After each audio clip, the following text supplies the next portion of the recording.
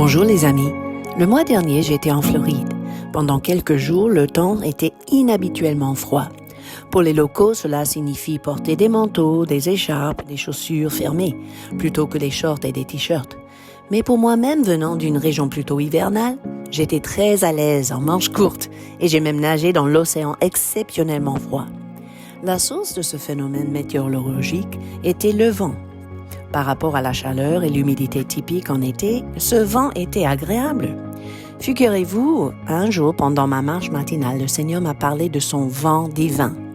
Un vent peut affecter le climat. Cela peut déranger certains, mais être agréable à d'autres. La même chose est vraie spirituellement. Vous connaissez sans doute le mot hébreu ruach, qui signifie esprit, souffle ou vent. Ce mot est profondément lié à la présence de Dieu et à la puissance de Dieu.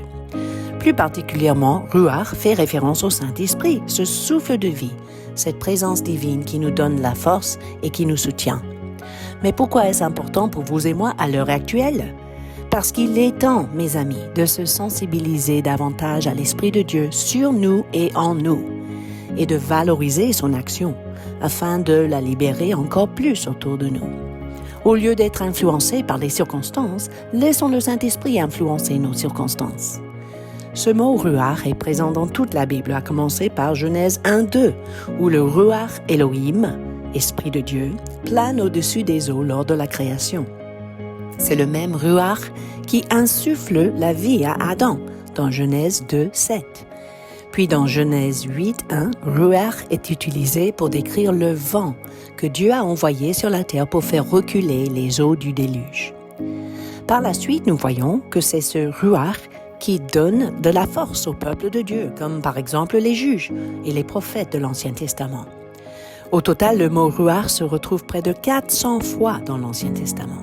En fait, selon les images anciennes, on décrit le vent comme le souffle qui sort des narines de Yahweh, qui plane sur les eaux avant la création, qui assèche la mer pour que les Hébreux échappent aux Égyptiens, qui se fait brise légère pour Élie.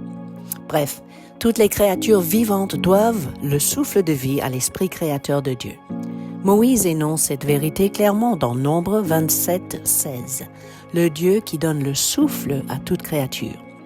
Et puis Job a également compris cette vérité en disant dans Job 27-3, « Aussi longtemps que je respirerai, que le souffle de Dieu passera dans mes narines. » Par son exemple, nous apprenons que dans l'épreuve, c'est le Saint-Esprit qui nous relève et qui nous vivifie. Dans le Nouveau Testament, le ruach est révélé comme ce Saint-Esprit qui réconforte, qui guide, qui rend puissant, qui remplit les croyants, comme l'a promis Jésus dans Jean 14-26. Observez vous-même dans les Écritures le Saint-Esprit comme le ruach qui se déplace comme le vent, invisible mais indéniablement ressenti, façonnant, transformant tout ce qu'il touche. Dieu a utilisé l'expression ruach Yahweh dans sa promesse que le Messie serait doté de l'Esprit Saint. L'Esprit de l'Éternel reposera sur lui selon Ésaïe 11-2. Esprit de sagesse, de discernement, esprit de conseil et de puissance, esprit de connaissance et de crainte de l'Éternel. Nous avons besoin de ces qualités, ces attributs de l'Esprit de Dieu, n'est-ce pas? Cette prophétie s'est accomplie en Jésus. Lors de son baptême dans le Jourdain, Jean a vu l'Esprit de Dieu descendre comme une colombe et se poser sur lui. Dans Matthieu 3,16. Et là, Jésus était conduit au désert pour vaincre l'ennemi, afin d'être propulsé dans son ministère. N'est-ce pas vrai que c'est souvent le cas pour nous aussi? Nous ne pourrons pas confronter les défis et les combats quotidiens sans ce vent de l'Esprit qui crée la vie, qui nous fortifie. Renonçons donc à toute forme d'autosuffisance et faisons confiance à ce ruach Elohim. Le mot grec correspondant est pneuma, ce qui fait penser aux poumons dans notre système respiratoire, mais aussi aux pneus qui font rouler les voitures. On apprend aux chantres de respirer profondément du diaphragme pour bien remplir les poumons et pouvoir tenir les notes plus longtemps. Ce souffle représente donc pour nous la source d'endurance. Vous savez, le corps humain a besoin d'un certain niveau d'oxygène qu'il ne reçoit pas si notre respiration n'est pas suffisamment profonde.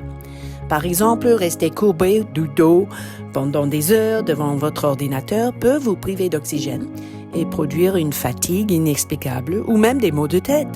C'est pour cela qu'il faut rester bien droit, poitrine ouverte, épaules carrées. Pas toujours évident si nous n'avons pas l'habitude.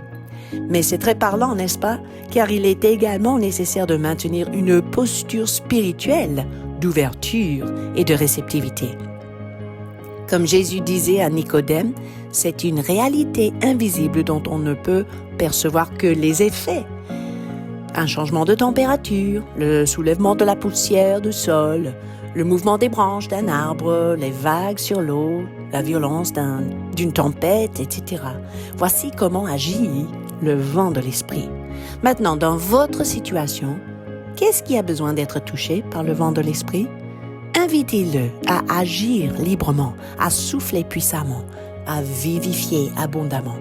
Que ce vent vous rafraîchisse cette semaine de manière inhabituelle et pour votre mission surtout. À bientôt!